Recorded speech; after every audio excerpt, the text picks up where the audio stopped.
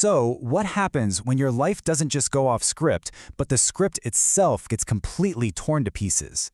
Well, that's what we're diving into today. This explainer is all about navigating those massive disruptions, what we're going to call fractures, and finding a way to not just repair, but to totally rebuild.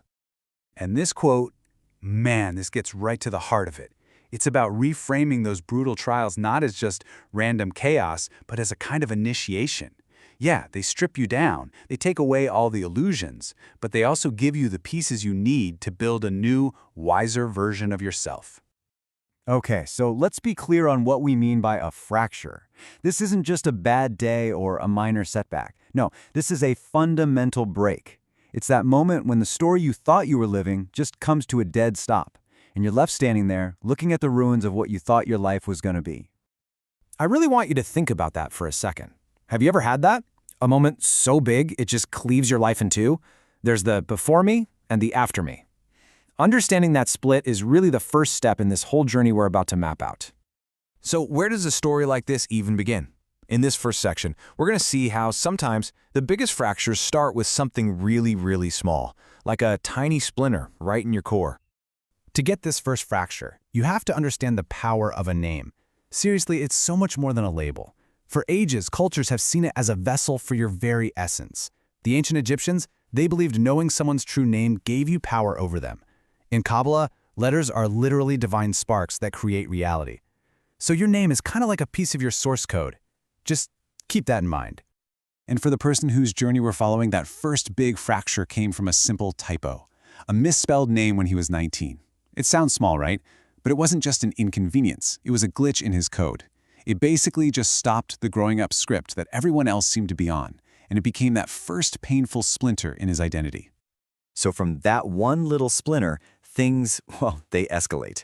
The next phase of this journey is an incredibly intense period of chaos, a time that served as a series of powerful and often pretty brutal catalysts for change.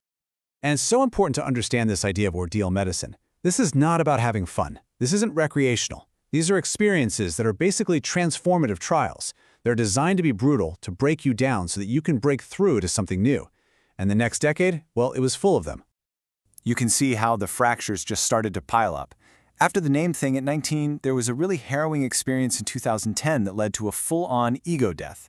A decade after that, a literal car wreck became the doorway to the next phase, the psychedelic gauntlet. It was just a relentless cascade of one destabilizing event after another.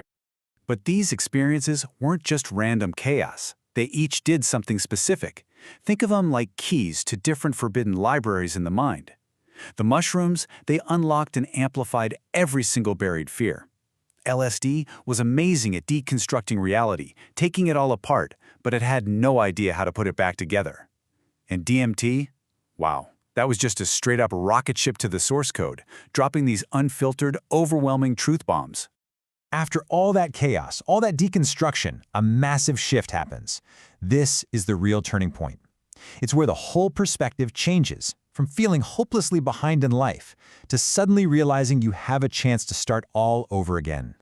And this is it. This is the mental switch. It's a beautiful, powerful reframe.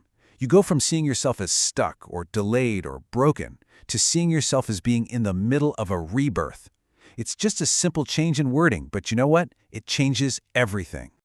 So check this out. This is the second life math. It's so cool. On the left, you've got the standard calendar life. You're 40 years old, feeling way behind schedule.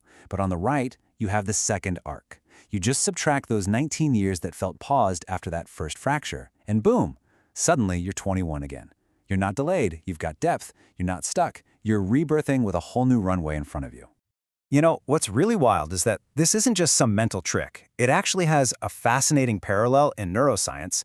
Our prefrontal cortex, that's the part of our brain for, good decision-making and long-term planning, it doesn't fully finish cooking until we're about 25. So in this new timeline, starting over at 21, it's like a real, tangible opportunity for a developmental do-over. It's a chance to rebuild your adult self on a much wiser foundation. Okay, so you've got this incredible new perspective. But how do you actually build this second life? What do you do? Let's get into the practical side of things, the actual toolkit for mending these fractures. And this is a really important transition. The way forward shifts. It moves away from that explosive, external stuff, the chemical rocket fuel, and turns toward a much quieter, more sustainable internal fire, the fire of knowledge and consistent, intentional habits. It's all about building now, not just blasting off. So here are some of the intellectual tools for that building process. These books are basically manuals for rewiring your soul. You've got Tolle, who helps you break the ego's obsession with past and future, and Hawkins, who shows you how to turn those painful truth bombs into tools for liberation. This is the new curriculum right here. And all that inner work gets grounded by practical physical habits. Because this isn't just about thinking your way to a better life. It's about building a resilient foundation for a long, healthy second life.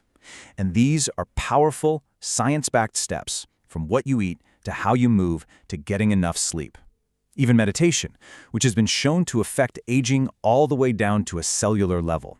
It's the whole package. Okay, so as we bring all this together, we land on a really powerful idea. This whole process, it's not just about fixing what was broken. It's actually an act of conscious creation. I just love this. The goal completely shifts. You go from this reactive state of just trying to survive the damage to a proactive state where you are the architect. You're designing a life that isn't brittle and easy to break, but one that's elastic and expansive. And that's really the ultimate takeaway here. The mending is the making. There's no fixed version of you to get back to. Instead, you learn to consciously take all the threads of your life, especially the broken ones, and weave them together into a tapestry that's stronger, more complex, and way more authentically you. Which leaves us with one final question. Whether you're in the middle of mending a big fracture or you're just building your life day by day, what's the very next intentional action you can take? What does the next stitch in your tapestry look like?